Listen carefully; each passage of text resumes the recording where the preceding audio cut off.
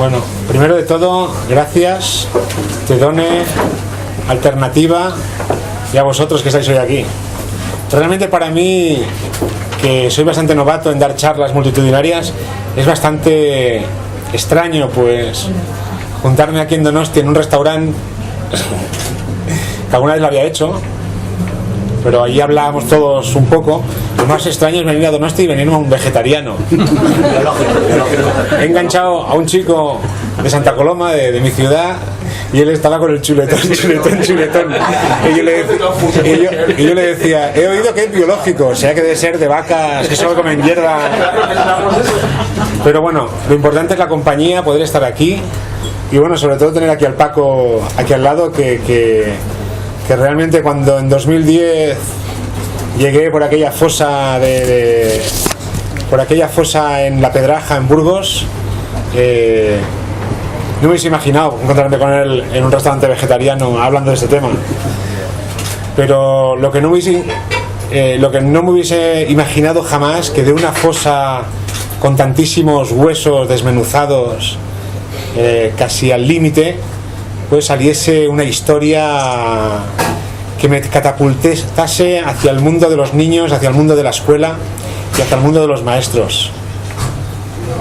Y así nació la historia del Antoni Benages, el maestro que prometió el mar. Pues nació en aquellos procesos de exhumación, y nació por un testimonio que se acercó los últimos días a la fosa diciendo que aquí está el maestro de mi pueblo. En ese momento, de esta casualidad que pasase ese hombre por allí, pues se rescató esa historia.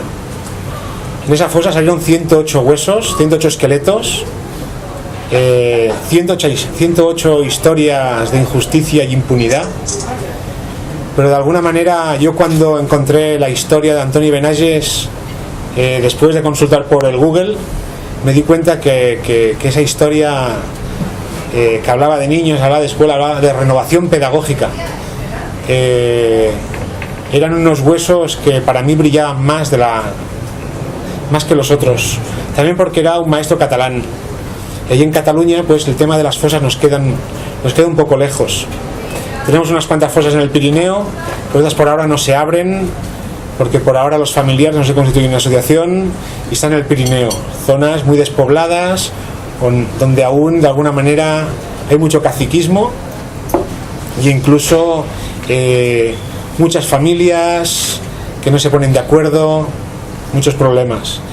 Pero aquel verano de 2010, bueno, después de comunicar con una profesora universitaria de Barcelona de que yo quería hacer fotografías de una fosa común de asesinados en el año 36, no quería muertos en combate como si salen en el Ebro, quería personas asesinadas por sus motivaciones políticas, por sus ideas políticas. Y eso fue lo que me llevó a La Pedraja, eso fue lo que me abrió las puertas, la agrupación de familiares de personas asesinadas en esos montes, lo que me abrió las puertas de poder fotografiar y explicar esa otra verdad, esa pequeña verdad que de alguna manera está escondida, pero que hay miles de huesos que reclaman ese espacio, somos importantes, estamos aquí, esto pasó, no nos fuimos al exilio, no nos fuimos a otra ciudad, nos asesinaron en la montaña y continuamos en la montaña como perros. El caso es de que me acogieron, pude hacer un buen trabajo, y después de localizar esta historia, pues fui directamente a aquel pequeño pueblo de Bañuelos de Bureba donde había pasado ese maestro. Después de que me comunicaran de que había un maestro asesinado en aquella fosa, que todo es un testimonio que lo dice, por desgracia los restos continúan en algún laboratorio aún pendientes de ser analizados.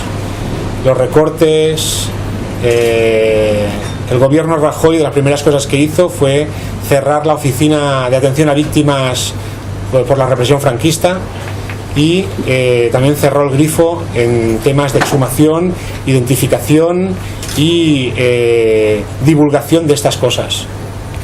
Este libro probablemente sea de los últimos que gozó de una de esas ayudas de divulgación.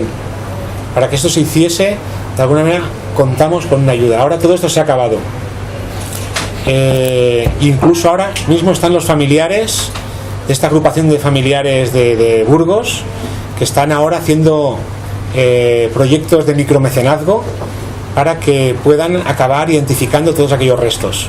O sea que de alguna manera continúan siendo las familias que están soportando todo el peso y ahora están haciendo trabajos de micromecenazgo, a ver si la sociedad civil puede poner 10 euros, 20 euros, 50 euros para que al final aquellos huesos tengan un nombre y decir, es su padre.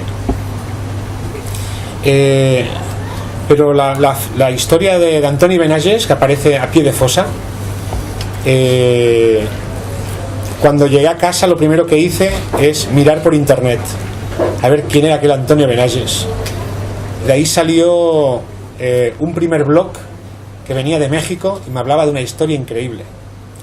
Me hablaba de una historia de un maestro asesinado, de un maestro desaparecido, y me hablaba de la historia del mar, que luego supimos que era cierta. Después de todo esto, fuimos a aquel pequeño pueblo de Burgos, encontramos algún exalumno de 90 años que al principio no se atrevía a hablar, pero luego poco a poco empezaron a sacar estos pequeños cuadernos que habían escondido y habían guardado durante 74 años, porque todo esto pasaba en 2010, finales, y de alguna manera algunos querían hablar, otros no, pero te explicaban la historia del mar, te explicaban, mataron a mi maestro, para nosotros era un buen maestro, y teníamos que ir aquel verano del 36 a ver el mar de Barcelona, a ver lo grande que era aquel mar. Nos lo decía también la familia, y luego nos decían estos cuadernillos, que por suerte todo un juego de 13 cuadernillos aún los guarda la familia. Este Antoni Benages había bebido de las fuentes de la renovación pedagógica, no era de los maestros de la letra con sangre entra, y de alguna manera se plantó en aquel pueblo con un gramófono, se plantó en aquel pueblo con una imprenta escolar y les puso a disposición aquella imprenta escolar a la libre imaginación de aquellos niños. Se dispuso él a practicar la técnica Freinet del pedagogo francés Celestin Freinet, donde de alguna manera la escuela era un centro de atención para los alumnos, donde ellos de alguna manera tenían mucha más información en según qué temas que muchas veces el mismo profesor, y practicaban el texto libre, el dibujo con grabado y luego el intercambio con diferentes escuelas. O sea que estos cuadernos de una pequeña aldea de Burgos de 230 habitantes llegaban a pueblos y ciudades de Barcelona, de Cataluña, pero llegaban a Aragón o llegaban a Inglaterra o a Cuba o Argentina. De un pequeño pueblo, ¡paf!, era el internet del momento, donde los niños explicaban cosas de niños hechas para niños, y de alguna manera leí en algunas cartas que encontré que la llegada del cartero cada día a aquel pequeño pueblo era todo un acontecimiento, porque les traía noticias de otros lugares, canciones tradicionales de otros niños que estaban a miles de kilómetros de allá, y ahí vio un auténtico interés por saber leer y sobre todo por saber expresar. Estos maestros daban las herramientas necesarias para que estos niños expresasen sus ideas. Y aquí tenemos el cuaderno del mar, que es poesía, y este maestro, que era de Mont-roig del Camp, Cataluña, es un pueblo con mar, y les hizo en el año 36, en enero, un ejercicio de qué era para ellos el mar, y se tituló El mar, la visión de unos niños que no lo han visto nunca. Y por ejemplo, había una niña que se llamaba Lucía Carranza, que esta señora hoy es ya muy mayor y ahora vive en Valladolid. Recuerdo que fui hacia allí a entrevistarla, el libro ya había salido, le envié un ejemplar, la encontré por las páginas blancas, la llamé por teléfono, conseguí su dirección, le envié el libro, le gustó mucho, pero el día que me planteé a entrevistarla no me quiso abrir la puerta de casa. Decía que no quería saber nada, que tenía miedo y de alguna manera no quería dar su testimonio. Eso aún pasa hoy día. Aún hay miedo personas de 90 años que no quieren hablar de aquellos sucesos porque fueron sucesos horribles. En la zona de Burgos hubo un auténtico holocausto, hubo una auténtica mortandad de gente que por sus heridas políticas de la noche al día desaparecieron del mapa para siempre. Entre ellos este maestro, que no solo hicieron desaparecer del mapa y enterrado como un perro, sino que 4 años después se inició un proceso de depuración donde fue expulsado de maestro. Su plaza de funcionario de Bañuelos de Bureba como maestro propietario, un tribunal lo echó de su plaza. Pero los niños escribían cosas como esta: el mar será muy grande, muy ancho y muy hondo. La gente vaya a bañarse. Yo no he visto nunca el mar. El maestro nos dice que iremos a bañarnos. Yo digo que no voy a ir porque tengo miedo que me voy a ahogar.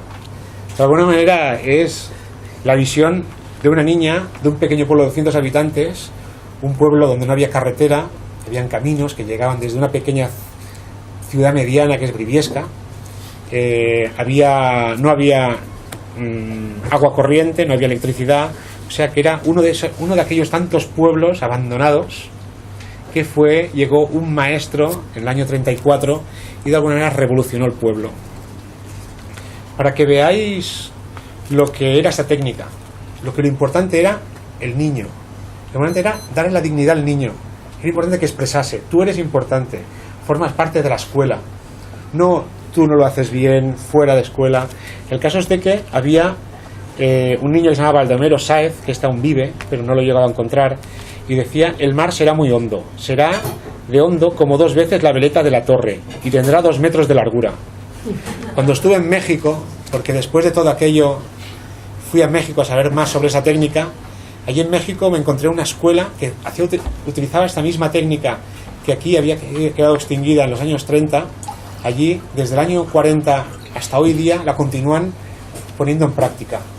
Y no solo eso, que mientras que aquí el Antoni Benasges hasta 2010 era un auténtico desconocido, en México, por la obra de otro maestro exiliado que se tuvo la suerte de irse por Montpellier y viajar a México, este hombre fundó una escuela que es la Escuela Experimental Freinet de San Andrés de Tuxtla, Veracruz, un lugar totalmente escondido, remoto, pero tiene una escuela, tiene cada grado, es una escuela graduada. Esta de Bañuelos de Bureba es una escuela donde se mezclaban niños de diferentes edades. Cada grado tiene una imprenta escolar, y no solo utilizan aquella técnica escolar igual como la ideo Freinet, sino que en la portada desde el año 40 hasta 2014 ponen el nombre de Antonio Benasges como el primer mártir de la técnica Freinet. Mientras que aquí, con todo lo que ha llovido, en estudios que hicieron en el año 90 la Universidad de Burgos, es un estudio que se llamaba La purga de los maestros nacionales de la República, de alguna manera el Antonio Benasges no salía. Sabían que había habido un asesinato en aquella zona, pero no tenían ni idea del nombre del maestro. Sobre todo, claro, el maestro no solo le habían matado físicamente y habían evitado de que supiese quién era, la gente del pueblo no hablaba, sino que incluso cuando vas tú hoy día al Haga, al Archivo General de la Administración Alcalá de Henares, te dan la ficha y el expediente de Antoni Benasges. Lo primero que te encuentras: el alcalde, cura, párroco y vecinos dicen que la conducta de este maestro era antisocial, antipatriótica y mal vista por todo el mundo. Por consiguiente, baja en el escalafón y separación definitiva de su cargo de maestro. Así estamos. De alguna manera, yo si fuese maestro, seguramente me hubiese gustado que me hubiese tocado Antoni Benasges de maestro. Y si hubiese sido un adulto, me hubiese gustado que ese maestro hubiese venido a mi pueblo. Porque ese maestro era un maestro las 24 horas del día, era como un dinamizador social.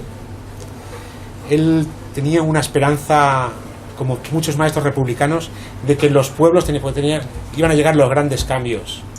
En los pueblos donde toda la vida se habían sumido en la ignorancia más absoluta, en la explotación y en dejarlos apartados, tenía que salir algo importante. Por eso Antoni Benasges, hasta los últimos momentos, se quedó en aquel pueblo. Y se quedó en aquel pueblo porque a aquellos niños les había prometido el mar. Les había dicho este verano iremos a visitar el mar, iremos a ver lo grande que es.